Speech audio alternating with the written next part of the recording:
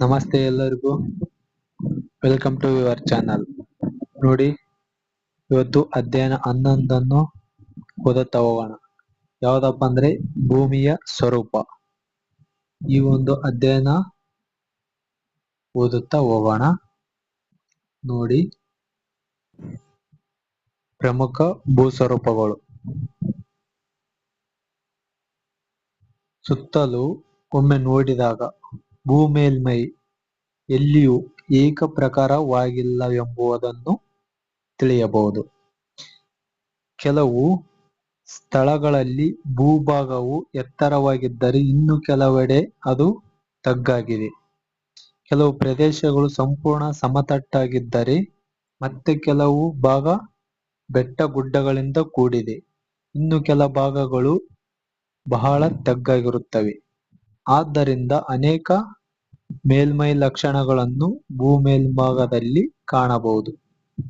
ಅವುಗಳೆಂದರೆ ಪರ್ವತ, ಬೆಟ್ಟ, ಕಣಿವೆ, ಮೈದಾನ, ಮರುಭೂಮಿ ಮತ್ತು ದ್ವೀಪಗಳು. ವಿವಿಧ ಭೂಮೇಲ್ಮೈ ಲಕ್ಷಣಗಳನ್ನು ಭೂಸ್ವರೂಪಗಳು ಎಂದು ಕರೆಯಲಾಗಿದೆ. ಓಕೆ, ಯಾವುದೇ ಭೂಸ್ವರೂಪವು ಶಾಶ್ವತವಲ್ಲ, ಅವು ಬದಲಾಗುತ್ತಿರುತ್ತದೆ. ನೀವಿಂದು ನೋಡುತ್ತಿರುವ ಯಾವುದೇ ಭೂಸ್ವರೂಪವು ತನ್ನ ಮೂಲ ಸ್ವರೂಪವನ್ನು ಹೊಂದಿಲ್ಲ. ಭೂಮಿಯ ಮೇಲ್ಭಾಗವು ಆಂತರಿಕ ಮತ್ತು ಬಾಹ್ಯ ಶಕ್ತಿಗಳ ಕಾರ್ಯಾಚರಣೆಯಿಂದ ಬದಲಾಗುತ್ತದೆ. ಮಾನವನ ಜೀವನ ಮತ್ತು ಆತನ ಚಟುವಟಿಕೆಗಳ ಮೇಲೆ ಭೂಸ್ವರೂಪಗಳು ಮಹತ್ವದ ಪ್ರಭಾವ ಬೀರುತ್ತವೆ. ಓಕೆ, ಇಲ್ಲಿ ನೋಡಿ, ಈ ಒಂದು ನಿಮಿಷ. ಓಕೆ,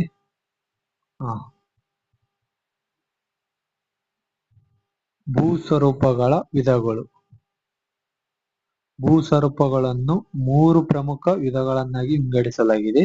ಅವುಗಳೆಂದರೆ ಪರ್ವತಗಳು, ಪ್ರಸ್ಥಭೂಮಿಗಳು ಮತ್ತು ಮೈದಾನಗಳು ಅಂತೇಳಿ ಒಂದೊಂದಾಗಿ ಓದುತ್ತಾ ಹೋಗೋಣ. ಮೊದಲನೇದು ಪರ್ವತಗಳು. ಪರ್ವತಗಳು ಅತ್ಯಂತ ಪ್ರಮುಖ ಹಾಗೂ ಸ್ಫೂರ್ತಿದಾಯಕ ಸ್ವರೂಪಗಳು. ಅವು ಪೃಥ್ವಿಯ ಮೇಲ್ಮೈಯಲ್ಲಿ ಸುತ್ತಲಿನ ಪ್ರದೇಶಗಳಿಗಿಂತ ಎತ್ತರವುಳ್ಳ ಹಾಗೂ ಮೇಲಕ್ಕೆತ್ತಲ್ಪಟ್ಟ ಭೂಭಾಗಗಳು. ಕಡಿದಾದ ಇಳಿಜಾರುಗಳು ಮತ್ತು ಶಿಖರಗಳನ್ನು ಹೊಂದಿದ್ದು ಸಮುದ್ರ ಮಟ್ಟದಿಂದ 1000 ಮೀಟರ್ಗಳಿಗೂ ಎತ್ತರವಾದವು. ಪರ್ವತದ ಅತ್ಯಂತ ಎತ್ತರವುಳ್ಳ ತುದಿಗೆ ಶಿಖರ ಎನ್ನುವರು. ಬೆಟ್ಟವೂ ಸಹ ಪೃಥ್ವಿಯ ಒಂದು ನೈಸರ್ಗಿಕ ಎತ್ತರವುಳ್ಳ ಭಾಗ, ಆದರೆ ಅದು ಪರ್ವತವೊಂದರಷ್ಟು ಎತ್ತರವುಳ್ಳದ್ದಲ್ಲ. ಬೆಟ್ಟಗಳು ಸಾಮಾನ್ಯವಾಗಿ 600 ಮೀಟರ್ ಎತ್ತರವುಳ್ಳವು. ಅವುಗಳ ಇಳಿಜಾರುಗಳು ಅಷ್ಟೊಂದು ಕಡಿದಾಗಿಲ್ಲ. ಶಿಖರಗಳನ್ನುಳ್ಳ ಅಥವಾ ಇಲ್ಲದ ಪರ್ವತಗಳ ಸಾಲನ್ನು ಪರ್ವತ ಸರಣಿ ಎನ್ನುವರು. ಉದಾಹರಣೆಗೆ ಹಿಮಾಲಯ ಏಷ್ಯಾಖಂಡದಲ್ಲಿದೆ, ಆಲ್ಪ್ಸ್ ಯುರೋಪ್ ಖಂಡ, ಆಂಡೀಸ್ ದಕ್ಷಿಣ ಅಮೆರಿಕ, ರಾಕಿ ಉತ್ತರ ಅಮೆರಿಕ ಇತ್ಯಾದಿ. ಓಕೆ, ನೋಡಿ, ಅದೇ ರೀತಿ ಇಲ್ಲಿ ನೋಡಿ, ಭೂಮಿಯ ಮೇಲಿನ ವಿವಿಧ ಭೂಸ್ವರೂಪಗಳು ಇದಾವೆ. ಈ ಒಂದು ಚಿತ್ರದಲ್ಲಿ ಕೊಟ್ಟಿದ್ದಾರೆ. ಓಕೆನಾ, ಒಂದ್ಸಲ ನೋಡಿಕೊಳ್ಳಿದನ್ನು. ಓಕೆ, ಅದೇ ರೀತಿಯಾಗಿ ಈ ಒಂದು ಪರ್ವತಗಳ ವಿಧಗಳು. ಪರ್ವತಗಳು ಸಾಮಾನ್ಯವಾಗಿ ಶಿಲಾಸ್ತರಗಳ ಮಡಿಕೆ ಮತ್ತು ಜ್ವಾಲಾಮುಖಿಗಳಂತ ಆಂತರಿಕ ಶಕ್ತಿಗಳಿಂದ ನಿರ್ಮಾಣವಾಗುತ್ತವೆ. ಅವು ಸಾಮಾನ್ಯವಾಗಿ ಕಠಿಣ ಶಿಲೆಗಳಿಂದ ರಚಿತವಾದವು. ಪರ್ವತಗಳು ಪುರಾತನ ಅಥವಾ ಇತ್ತೀಚೆಗೆ ನಿರ್ಮಾಣಗೊಂಡವು. ಹಿಮಾಲಯ ಮತ್ತು ಆಲ್ಪ್ಸ್ ಪರ್ವತಗಳು ಇತ್ತೀಚಿನ ಪರ್ವತಗಳು, ಆದರೆ ಅಪಲೇಶಿಯನ್ ಉತ್ತರ ಅಮೆರಿಕ ಖಂಡದಲ್ಲಿ ಮತ್ತು ಅರಾವಳಿ ಭಾರತದಲ್ಲಿ ಸರಣಿಗಳು ಪುರಾತನ ಕಾಲದ ಪರ್ವತಗಳಾಗಿರುತ್ತವೆ. ಅತ್ಯಂತ ಎತ್ತರವುಳ್ಳ ಪರ್ವತಗಳು ಅತಿ ಎತ್ತರ ಭಾಗಗಳು ಹಿಮದಿಂದಾವೃತವಾಗಿವೆ. ನಿರ್ಮಾಣವಾದ ಆಧಾರಗಳ ಮೇಲೆ ಪರ್ವತಗಳನ್ನು 3 ವಿಧಗಳಾಗಿ ವಿಂಗಡಿಸಲಾಗಿದೆ: ಮಡಿಕೆ ಪರ್ವತಗಳು, ಖಂಡ ಪರ್ವತಗಳು, ಜ್ವಾಲಾಮುಖಿ ಜನಿತ ಪರ್ವತಗಳು. ಒಂದೊಂದಾಗಿ ಓದುತ್ತಾ ಹೋಗೋಣ. ನೋಡಿ, ಒಂದ್ ಸೆಕೆಂಡ್. ಮೊದಲನೇದ್ದು ಮಡಿಕೆ ಪರ್ವತಗಳು. ಇವು ಶಿಲಾಸ್ತರಗಳು ಮುದುಡಿಕೊಳ್ಳುವುದರಿಂದ ನಿರ್ಮಾಣವಾಗುವವು. ಅವು ಅತಿ ಎತ್ತರವುಳ್ಳ ಪರ್ವತಗಳು. ಉದಾಹರಣೆಗೆ ಹಿಮಾಲಯ ಮತ್ತು ಆಲ್ಪ್ಸ್. ಎರಡನೇದ್ದು ಖಂಡ ಪರ್ವತಗಳು. ಎರಡು ಸಮಾನಾಂತರ ಶಿಲಾಸ್ತರ ಭಂಗಗಳ ನಡುವಣ ಭಾಗವು ಮೇಲಕ್ಕೆತ್ತಲ್ಪಡುವುದರಿಂದ ನಿರ್ಮಾಣವಾಗುತ್ತವೆ. ಅವುಗಳು ಅತಿ ಎತ್ತರವಾಗಿಲ್ಲ. ಉದಾಹರಣೆಗೆ ಸಿಯೆರಾ ನೆವಾಡಾ ಉತ್ತರ ಅಮೆರಿಕ ಮತ್ತು ವಾಜೆಸ್ ಯುರೋಪ್ ಖಂಡದಲ್ಲಿ. ಅದೇ ರೀತಿ ಮೂರನೇದ್ದು ಜ್ವಾಲಾಮುಖಿ ಜನಿತ ಪರ್ವತಗಳು. ಇವು ಜ್ವಾಲಾಮುಖಿ ಸ್ಫೋಟಿತ ವಸ್ತುಗಳು ರಾಶಿಗೊಂಡು ನಿರ್ಮಾಣವಾಗುತ್ತವೆ. ಅವುಗಳ ತಳ ವಿಸ್ತಾರವಾಗಿದ್ದು ಎತ್ತರವಾದ ಶಂಖಾಕೃತಿಯ ಶಿಖರಗಳನ್ನೊಳಗೊಂಡಿವೆ. ಉದಾಹರಣೆಗೆ ಜಪಾನಿನ ಫ್ಯೂಜಿಯಾಮ್ ಮತ್ತು ತಾಂಜಾನಿಯಾದ ಕಿಲಿಮಂಜಾರೋ. ಅದೇ ರೀತಿ ಪರ್ವತಗಳ ಪ್ರಾಮುಖ್ಯತೆ. ಪರ್ವತಗಳು ಹಲವು ಮಹತ್ವ ಉಳ್ಳವು. ಅವುಗಳೆಂದರೆ ಎರಡು ದೇಶಗಳ ನಡುವೆ ಸ್ವಾಭಾವಿಕ ಗಡಿಗಳನ್ನು ನಿರ್ಮಿಸುತ್ತವೆ. ಪರ್ವತಗಳು ನೈಸರ್ಗಿಕ ಸಂಪನ್ಮೂಲಗಳ ಉಗ್ರಾಣಗಳಾಗಿವೆ. ಜಲವಿದ್ಯುತ್ ಶಕ್ತಿ ತಯಾರಿಕೆಗೆ ನೀರನ್ನು ಪೂರೈಸುತ್ತವೆ.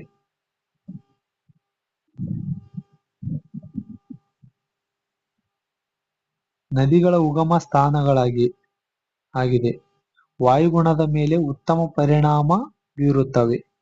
ರಮಣೀಯವಾದ ದೃಶ್ಯಗಳನ್ನು ಹೊಂದಿದ್ದು ಅವು ಪ್ರವಾಸಿ ತಾಣಗಳಾಗಿವೆ. ನಡುಪೋತು ಬೆಳೆಗಳಿಗೆ ಪೂರಕವಾಗಿವೆ. ಪ್ಲಾಂಟೇಶನ್. ಎರಡನೇದ್ದು ಪ್ರಸ್ಥಭೂಮಿಗಳು. ಅವು ಸಮತಟ್ಟಾದ ಮೇಲ್ಭಾಗ ಮತ್ತು ಕಡಿದಾದ ಬದಿಗಳಿಂದ ಕೂಡಿವೆ. ಇವುಗಳನ್ನು ಪೀಠಭೂಮಿಗಳೆಂದು ಕೂಡ ಕರೆಯುತ್ತಾರೆ. ಸಾಮಾನ್ಯವಾಗಿ ಪ್ರಸ್ಥಭೂಮಿಗಳು ಸುತ್ತಲಿನ ಪ್ರದೇಶಗಳಿಗಿಂತ ಒಮ್ಮೆಲೆ ಎತ್ತರವಾಗಿದ್ದು ಸಣ್ಣ ಪ್ರಮಾಣದ ಏರಿಳಿತಗಳನ್ನು ಹೊಂದಿರುತ್ತವೆ. ಕೆಲವು ಪ್ರಸ್ಥಭೂಮಿಗಳು ವಿಶಾಲವಾಗಿವೆ. ನಮ್ಮ ಭಾರತದ ದಕ್ಕನ್ ಪ್ರಸ್ಥಭೂಮಿಯು ಅದಕ್ಕೊಂದು ಉದಾಹರಣೆಯಾಗಿದೆ. ಇನ್ನು ಕೆಲವು ಪ್ರಸ್ಥಭೂಮಿಗಳು ಸಮುದ್ರ ಮಟ್ಟದಿಂದ ಅತಿ ಎತ್ತರದಲ್ಲಿರುತ್ತವೆ. ಉದಾಹರಣೆಗೆ ಟಿಬೆಟಿನ ಪ್ರಸ್ಥಭೂಮಿ. ಇದು ಜಗತ್ತಿನಲ್ಲಿ ಅತಿ ಎತ್ತರದಲ್ಲಿರುವ ಪ್ರಸ್ಥಭೂಮಿಯಾಗಿದ್ದು ಇದನ್ನು ಪ್ರಪಂಚದ ಮೇಲ್ಛಾವಣಿ ಎಂದು ಕರೆಯುತ್ತಾರೆ. ಕೆಲವು ಪ್ರಸ್ಥಭೂಮಿಗಳು ತಗ್ಗು ಭಾಗದಲ್ಲೂ ಇವೆ. ಪ್ರಸ್ಥಭೂಮಿಗಳು ಕಠಿಣ ಶಿಲೆಗಳಿಂದ ಕೂಡಿವೆ. ಅಂತಹ ಶಿಲೆಗಳು ಸಮೃದ್ಧ ಖನಿಜಗಳಿಂದ ಕೂಡಿವೆ. ಕರ್ನಾಟಕದ ನೈಋತ್ಯ ಭಾಗ ಒಂದು ಪ್ರಸ್ಥಭೂಮಿಯಾಗಿದೆ. ನೋಡಿ, ಅದೇ ರೀತಿಯಾಗಿ ಈ ಒಂದು ಪ್ರಸ್ಥಭೂಮಿಯ ವಿಧಗಳು ಕೂಡ ನೋಡುತ್ತಾ ಹೋಗೋಣ. ಪ್ರಸ್ಥಭೂಮಿಯ ವಿಧಗಳು. ಪ್ರಸ್ಥಭೂಮಿಗಳನ್ನು 3 ಪ್ರಕಾರಗಳನ್ನಾಗಿ ವಿಂಗಡಿಸಲಾಗಿದೆ. ಮೊದಲನೇದು ಅಂತರ ಪರ್ವತ ಪ್ರಸ್ಥಭೂಮಿ. ಎರಡನೇದ್ದು ಪರ್ವತ ಪಾದ ಪ್ರಸ್ಥಭೂಮಿ. ಮೂರನೇದ್ದು ಖಂಡಾಂತರ ಪ್ರಸ್ಥಭೂಮಿ. ಒಂದನೇದ್ದು ಅಂತರ ಪರ್ವತ ಪ್ರಸ್ಥಭೂಮಿಗಳು ಸುತ್ತಲೂ ಪರ್ವತಗಳ ಸರಣಿಗಳಿಂದ ಸುತ್ತುವರಿದಿರುತ್ತವೆ. ಉದಾಹರಣೆಗೆ ಟಿಬೆಟ್ ಪ್ರಸ್ಥಭೂಮಿ ಏಷ್ಯಾ ಖಂಡದಲ್ಲಿದೆ. ಬೊಲಿವಿಯಾ ಪ್ರಸ್ಥಭೂಮಿ ದಕ್ಷಿಣ ಅಮೆರಿಕದಲ್ಲಿದೆ. ಎರಡನೇದ್ದು ಪರ್ವತ ಪಾದ ಪ್ರಸ್ಥಭೂಮಿಗಳು ಒಂದು ಕಡೆ ಪರ್ವತಗಳಿಂದಲೂ ಮತ್ತು ಇನ್ನೊಂದು ಕಡೆ ಮೈದಾನ ಅಥವಾ ಸಾಗರಗಳಿಂದ ಸುತ್ತುವರೆದಿರುತ್ತವೆ. ಉದಾಹರಣೆಗೆ ಪಟಗೋನಿಯಾ ಪ್ರಸ್ಥಭೂಮಿ ದಕ್ಷಿಣ ಅಮೆರಿಕದಲ್ಲಿದೆ. ಮೂರನೇದ್ದು ಖಂಡಾಂತರ ಪ್ರಸ್ಥಭೂಮಿ. ಖಂಡಾಂತರ ಭಾಗ ಮೇಲಕ್ಕೆತ್ತುವಿಕೆ ಅಥವಾ ಶಿಲಾಪಾಕದ ಹರಡುವಿಕೆಯಿಂದ ನಿರ್ಮಾಣವಾದವು. ಉದಾಹರಣೆಗೆ ವಾಯುವ್ಯ ದಕ್ಕನ್ ಪ್ರಸ್ಥಭೂಮಿ ಭಾರತದಲ್ಲಿ. ನೋಡಿ, ಅದೇ ರೀತಿಯಾಗಿ ಈ ಪ್ರಸ್ಥಭೂಮಿಯ ಪ್ರಾಮುಖ್ಯತೆ. ಪ್ರಸ್ಥಭೂಮಿಗಳು ಖನಿಜ ಸಂಪತ್ತಿನ ಉಗ್ರಾಣಗಳಾಗಿವೆ. ಜಲವಿದ್ಯುತ್ ಶಕ್ತಿ ಉತ್ಪಾದನೆಗೆ ಉಪಯುಕ್ತವಾಗಿವೆ. ಫಲವತ್ತಾದ ಮಣ್ಣು ಹೊಂದಿದ್ದು ಕೃಷಿಗೆ ಪೂರಕವಾಗಿವೆ. ಪ್ರಾಣಿಗಳನ್ನು ಸಾಕಲು ಉಪಯುಕ್ತವಾಗಿವೆ. ಓಕೆ. ಮೂರನೇದ್ದು ಮೈದಾನಗಳು ವಿಶಾಲವಾದ ಸಮತಟ್ಟಾದ ಅಥವಾ ಸ್ವಲ್ಪವೇ ಏರಿಳಿತಗಳುಳ್ಳ ತಗ್ಗಾದ ಭೂಭಾಗಗಳನ್ನು ಮೈದಾನಗಳೆಂದು ಕರೆಯುವರು. ಇವು ಹಲವು ಆರ್ಥಿಕ ಮಹತ್ವಗಳನ್ನು ಪಡೆದಿವೆ. ಬಹಳಷ್ಟು ಮೈದಾನಗಳು ನದಿಗಳ ಸವೆಸಿ ಸಾಗಿಸಿ ತಂದ ರೇವೆ, ಮಡ್ಡಿ ಮತ್ತು ಮರಳಿನಂಥ ವಸ್ತುಗಳ ಸಂಚಯದಿಂದ ನಿರ್ಮಾಣವಾಗಿವೆ. ಮತ್ತೆ ಕೆಲವು ಮೈದಾನಗಳು ಹಿಮನದಿ, ಮಾರುತ ಹಾಗೂ ಅಲೆಗಳ ಕಾರ್ಯಗಳಿಂದ ರಚನೆಯಾಗಿವೆ. ನೀವು ನದಿ ಕಣಿವೆ ಮತ್ತು ಸಮುದ್ರ ತೀರಗಳ ಉದ್ದಕ್ಕೂ ಅನೇಕ ಮೈದಾನಗಳನ್ನು ನೋಡಬಹುದು. ಉದಾಹರಣೆಗೆ ಗಂಗಾ ನದಿಯ ಬಯಲು ಮತ್ತು ಅದರ ಮುಖಜ ಭೂಮಿ. ಮೈದಾನಗಳ ವಿಧಗಳು. One second. ಓಕೆ. ಮೈದಾನಗಳ ವಿಧಗಳು. ಮೈದಾನಗಳನ್ನು ಮೈದಾನಗಳು, ಸವೆತದಿಂದಾಗುವ ಮೈದಾನಗಳು ಮತ್ತು ಸಂಚಯನದಿಂದಾಗುವ ಮೈದಾನಗಳೆಂದು 3 ವಿಧಗಳಾಗಿ ವಿಂಗಡಿಸಬಹುದು. ರಚನಾ ಮೈದಾನಗಳು ಸಮುದ್ರ ತಳಭಾಗವು ಮೇಲಕ್ಕೆತ್ತಲ್ಪಡುವುದರಿಂದಲೋ ಅಥವಾ ಯಾವುದಾದರೂ ಒಂದು ಭಾಗವು ತಗ್ಗಾಗುವುದರಿಂದಲೋ ನಿರ್ಮಾಣವಾಗುತ್ತವೆ. ಉದಾಹರಣೆಗೆ ಅಮೆರಿಕ ಸಂಯುಕ್ತ ಸಂಸ್ಥಾನದ ಆಗ್ನೇಯದ ಮೈದಾನ. ಎರಡನೇದ್ದು ಸವೆತದಿಂದಾಗುವ ಮೈದಾನಗಳು. ಇವು ಪರ್ವತ ಮತ್ತು ಪ್ರಸ್ಥಭೂಮಿಗಳು ಸವೆತಕ್ಕೊಳಗಾಗಿ ತಗ್ಗು ಮೈದಾನಗಳಾಗುವುದರಿಂದ ನಿರ್ಮಾಣವಾಗುತ್ತವೆ. ಉದಾಹರಣೆಗೆ ಸೈಬೇರಿಯಾದ ಪಶ್ಚಿಮ ಭಾಗ. ಮೂರನೇದ್ದು ಸಂಚಯನದಿಂದಾಗುವ ಮೈದಾನಗಳು. ನದಿ, ಹಿಮನದಿ, ಮಾರುತ ಮೊದಲಾದ ನೈಸರ್ಗಿಕ ಕರ್ತೃಗಳ ಹೊತ್ತು ತಂದ ಮೆಕ್ಕಲು ಮಡ್ಡಿಗಳ ಸಂಚಯನದಿಂದ ನಿರ್ಮಾಣವಾದವು. ಉದಾಹರಣೆಗೆ ಸಿಂಧೂ ಗಂಗಾ ನದಿ ಬಯಲು. ಓಕೆ. ಅದೇ ರೀತಿಯಾಗಿ ಒಂದು ನಿಮಿಷ. ಓಕೆ. ಈ ಮೈದಾನಗಳ ಪ್ರಾಮುಖ್ಯತೆ ಫಲವತ್ತಾದ ಮಣ್ಣು ಮತ್ತು ಸಮತಟ್ಟಾದ ಭೂಮಿಯನ್ನು ಹೊಂದಿವೆ. ಕೃಷಿ ಮತ್ತು ಕೈಗಾರಿಕೆಗಳ ಅಭಿವೃದ್ಧಿಗೆ ಉಪಯುಕ್ತವಾಗಿವೆ. ಸಾರಿಗೆ ಸಂಪರ್ಕದ ಬೆಳವಣಿಗೆಗೆ ಪ್ರೋತ್ಸಾಹದಾಯಕವಾಗಿವೆ. ನಾಗರಿಕತೆಯ ಕೇಂದ್ರಗಳ ನಾಡು, ಪಟ್ಟಣ ಮತ್ತು ನಗರಗಳ ಬೆಳವಣಿಗೆ ನೆರವಾಗುತ್ತವೆ. One second.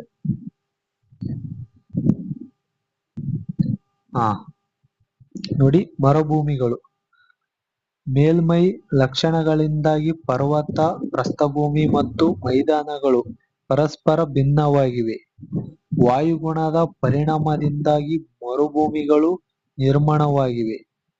ಅವು ಹಗಲಿನ ವೇಳೆಯಲ್ಲಿ ಅತಿ ಶಾಖದಿಂದಲೂ ಮತ್ತು ರಾತ್ರಿಯ ವೇಳೆಯಲ್ಲಿ ಶೀತವಾಗಿರುತ್ತವೆ.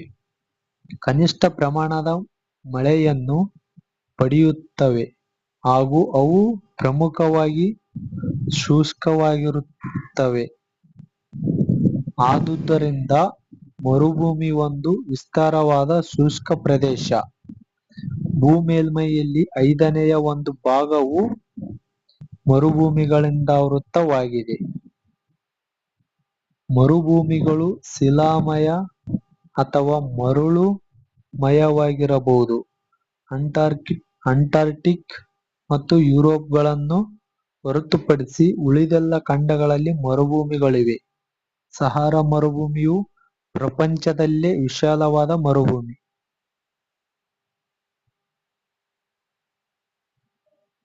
ಕೆಲವು ಮರುಭೂಮಿಗಳ ನಡುವೆ ಒಯಸಿಸ್ಗಳಿವೆ. ಮರುಭೂಮಿಯ ಯಾವ ಭಾಗದಲ್ಲಿ ಅಂತರ್ಜಲವು ಚಿಲುಮೆಯ ರೂಪದಲ್ಲಿ ಹೊರಬರುವುದೋ ಅದನ್ನು ಒಯಸಿಸ್ ಎನ್ನುವರು. ಇದು ಅಲ್ಲಿಯ ಸಸ್ಯ ಮತ್ತು ಮಾನವ ವಸತಿಗಳ ಬೆಳವಣಿಗೆಗೆ ನೆರವಾಗುವುದು. One second. ಓಕೆ. ಮರುಭೂಮಿಯ ಪ್ರಾಮುಖ್ಯತೆ. ಮರುಭೂಮಿಗಳಲ್ಲಿ ಅಲೆಮಾರಿ ಜನರು ಹೆಚ್ಚು. ಅವರು ತಮ್ಮ ಜಾನುವಾರುಗಳೊಂದಿಗೆ ಸ್ಥಳದಿಂದ ಸ್ಥಳಕ್ಕೆ ಅಲೆದಾಡುವವರು. ಮರುಭೂಮಿಯ ಮಣ್ಣು ಅಷ್ಟೊಂದು ಫಲವತ್ತಾಗಿಲ್ಲ. ನೀರು ದೊರೆಯುವ ಕಡೆ ಬೆಳೆಗಳನ್ನು ಬೆಳೆಯಬಹುದು. ಉದಾಹರಣೆಗೆ ಈಜಿಪ್ತಿನ ನೈಲ್ ನದಿ ಕಣಿವೆ ಕೆಲವು ಮರುಭೂಮಿಗಳ ಸಮುದ್ರ ಖನಿಜ ಸಂಪತ್ತು ಹೊಂದಿವೆ. ಉದಾಹರಣೆಗೆ ಸೌದಿ ಅರೇಬಿಯಾ, ಕುವೈತ್ನಲ್ಲಿರುವ ಪೆಟ್ರೋಲಿಯಂ ನಿಕ್ಷೇಪಗಳು ಇತ್ಯಾದಿ. ಒಯಾಸಿಸ್ ಮರುಭೂಮಿ. ಓಕೆ. ನೆಕ್ಸ್ಟ್ ದ್ವೀಪಗಳು. ಏನಪ್ಪಾ ಅಂದ್ರೆ ದ್ವೀಪಗಳು ಎಂದರೆ ಸಾಗರ, ಸಮುದ್ರ, ಸರೋವರ ಅಥವಾ ನದಿಗಳಲ್ಲಿ ಸುತ್ತಲೂ ನೀರಿನಿಂದಾವರಿಸಿದ ಚಿಕ್ಕ ಭೂಭಾಗ. ಇದು ಒಂದು ವಿಧದ ಭೂಸ್ವರೂಪ. ಅತಿ ಚಿಕ್ಕ ದ್ವೀಪಗಳನ್ನು ಕಿರುದ್ವೀಪ ಎನ್ನುವರು. ನದಿ ಮತ್ತು ಸರೋವರಗಳ ನಡುವಣ ದ್ವೀಪಗಳಿಗೆ ನಡುಗಡ್ಡೆಗಳೆಂದು ಕರೆಯುವರು. ಭೌಗೋಳಿಕ ದೃಷ್ಟಿಯಲ್ಲಿ ದ್ವೀಪಗಳ ಗುಂಪನ್ನು ದ್ವೀಪೋತ್ಸವ ಅಥವಾ ಸಮೂಹ ಎನ್ನುವರು. ಉದಾಹರಣೆಗೆ ಟಿಯರ್ ಡೆಲ್ ಫ್ಯೂಗೊ, ಇಂಡೋನೇಷ್ಯಾ.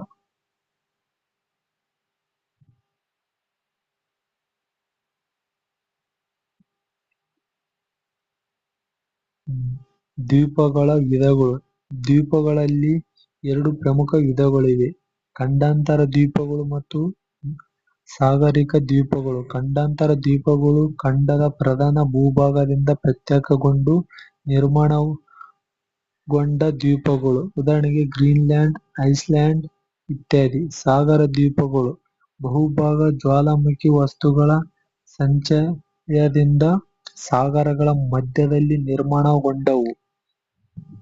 ಹೀಗಾಗಿ ಇವುಗಳನ್ನು ಜ್ವಾಲಾಮುಖಿ ದ್ವೀಪಗಳೆಂತಲೂ ಕರೆಯುವರು.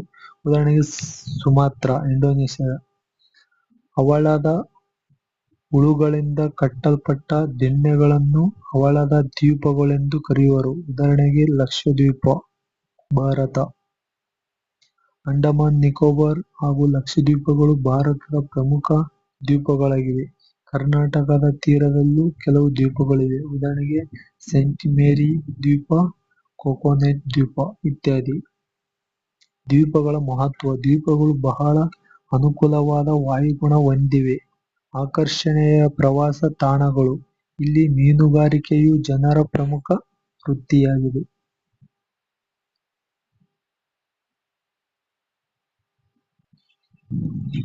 ಓಕೆ. ಪ್ರಪಂಚದ ಪ್ರಮುಖ ಸ್ವಾಭಾವಿಕ ಪ್ರದೇಶಗಳು. ಅರ್ಥ: ಒಂದೇ ರೀತಿಯ ಪ್ರಾಕೃತಿಕ ಲಕ್ಷಣಗಳನ್ನು ಹೊಂದಿರುವ ಭಾಗಗಳನ್ನು ಒಟ್ಟುಗೂಡಿಸಿ ಸ್ವಾಭಾವಿಕ ಪ್ರದೇಶಗಳು ಎನ್ನುತ್ತೇವೆ. ಪ್ರತಿಯೊಂದು ಸ್ವಾಭಾವಿಕ ಪ್ರದೇಶವು ತನ್ನದೇ ಆದ ಸ್ಪಷ್ಟವಾದ ಗುಣಲಕ್ಷಣಗಳನ್ನು ಹೊಂದಿವೆ. ವಾಯುಗುಣ, ಮೇಲ್ಮೈ ಲಕ್ಷಣ, ಮಣ್ಣು, ಸಸ್ಯವರ್ಗ, ಪ್ರಾಣಿವರ್ಗ, ಮಾನವನ ವೃತ್ತಿ ಮುಂತಾದವುಗಳು ಅವುಗಳ ಪ್ರಮುಖ ಲಕ್ಷಣಗಳಾಗಿವೆ. ಇವುಗಳ ಒಂದೇ ಪ್ರದೇಶದಲ್ಲಿನ ವ್ಯತ್ಯಾಸಗಳು ಬೇರೆ ಬೇರೆ ಪ್ರದೇಶಗಳಲ್ಲಿಯ ವ್ಯತ್ಯಾಸಕ್ಕಿಂತ ಕಡಿಮೆಯಾಗಿರುತ್ತವೆ. ಆದರೆ ಅಂತಹ ಪ್ರದೇಶಗಳ ಮಧ್ಯೆ ಯಾವುದೇ ನಿಖರವಾದ ಮೇರೆ ಇರುವುದಿಲ್ಲ. ಅವುಗಳ ವಿಸ್ತಾರ ಮತ್ತು ಮಿತಿಗಳು ಕೇವಲ ಅಂದಾಜಾಗಿರುತ್ತದೆ. ಪ್ರಪಂಚದ ಪ್ರಮುಖ ಸ್ವಾಭಾವಿಕ ಪ್ರದೇಶಗಳ ಒಂದಿಷ್ಟು ನಕ್ಷೆ ಕೊಟ್ಟಿದ್ದಾರೆ, ನೋಡಿಕೊಳ್ಳಿ. ಓಕೆ.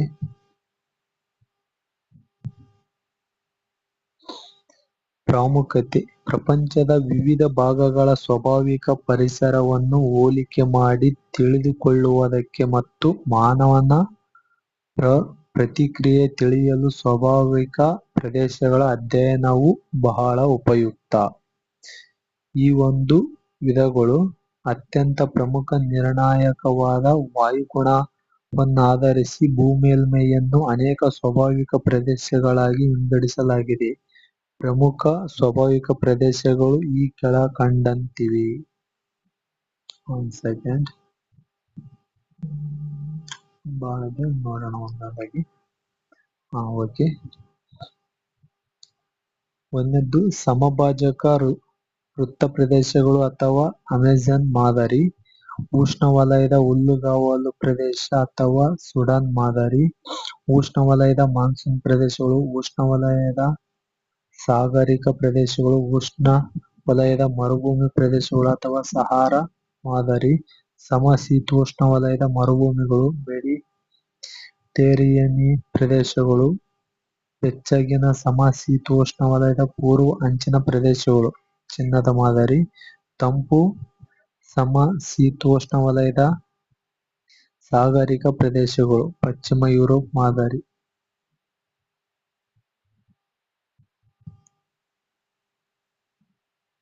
ಸಮಶೀತೋಷ್ಣ ವಲಯದ ಹುಲ್ಲುಗಾವಲು ಪ್ರದೇಶಗಳು ಅಥವಾ ಪ್ರೈರಿ ಮಾದರಿ. ತಂಪು ಸಮಶೀತೋಷ್ಣವಲಯದ ಪೂರ್ವ ಕರಾವಳಿ ಪ್ರದೇಶಗಳು, ಸೇಂಟ್ ಗಾಲೆನ್ಸ್ ಮಾದರಿ. ಶೀತ ಖಂಡಾಂತರ ಪ್ರದೇಶಗಳು ಅಥವಾ ಟೈಗಾ ಪ್ರದೇಶಗಳು, ಟಂಡ್ರಸ್ ಪ್ರದೇಶಗಳು ಅಥವಾ ಶೀತ ಮರುಭೂಮಿಗಳು.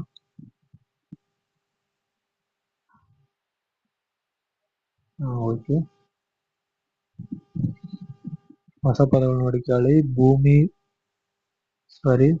ಭೂಸ್ವರೂಪ, ಪರ್ವತ, ಬೆಟ್ಟ, ಪ್ರಸ್ಥಭೂಮಿ, ಮೈದಾನ, ಕಣಿವೆ, ಮರುಭೂಮಿ, ದ್ವೀಪ, ಶ್ರೇಣಿ, ಶಿಖರ, ಮಡಿಕೆ ಪರ್ವತಗಳು, ಖಂಡ ಪರ್ವತಗಳು, ಜ್ವಾಲಾಮುಖಿ ಪರ್ವತಗಳು, ಪೀಠಭೂಮಿ, ಖನಿಜ, ಹವಳ, ಸ್ವಾಭಾವಿಕ ಪ್ರದೇಶ, ವಾಯುಗುಣ.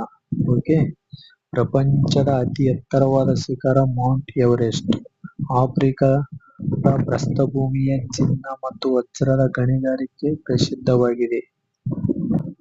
ಗಂಗಾ ನದಿಯ ಮುಖಜ ಭೂಮಿಯು ಪ್ರಪಂಚದಲ್ಲಿ ದೊಡ್ಡದಾಗಿದ್ದು ಇದನ್ನು ಸುಂದರ್ಬನ್ ಎಂತಲೂ ಕರೆಯುತ್ತಾರೆ. ಸಮಶೀತೋಷ್ಣವಲಯದ ಹುಲ್ಲುಗಾವಲುಗಳನ್ನು ಆಫ್ರಿಕಾದ ಸ್ಟೆಪ್ಪೀಸ್, ಉತ್ತರ ಅಮೆರಿಕದಲ್ಲಿ ಪ್ರೈರಿ, ದಕ್ಷಿಣ ಅಮೆರಿಕದಲ್ಲಿ ಪಂಪಾಸ್, ಆಸ್ಟ್ರೇಲಿಯಾದಲ್ಲಿ ಡೌನ್ಸ್ ಹಾಗೂ ದಕ್ಷಿಣ ಆಫ್ರಿಕಾದಲ್ಲಿ ವೇಲ್ಸ್ ಎಂದು ಕರೆಯುವರು. ಭಾರತದ ವಾಯುವ್ಯ ಭಾಗದ ಉಷ್ಣವಲಯದ ಥಾರ್ ಮರುಭೂಮಿ ಇದೆ. ಓಕೆ, ಇಲ್ಲಿಗೆ ಈ ಒಂದು ಅಧ್ಯಯನ ಮುಗಿತು. ಮುಂದೆ ಏನಪ್ಪಾ ಅಂದ್ರ ಒಂದು ಅಧ್ಯಯನವನ್ನು ಓದಿಕೊಂಡು ನಂತರ ಈ ಒಂದು ಅಧ್ಯಯನದ ಕುರಿತು MCQ ಗಳನ್ನು ಬಿಡಿಸುತ್ತಾ ಹೋಗೋಣ. ಓಕೆನಾ? Thank you so much for watching this video. Thank you to all.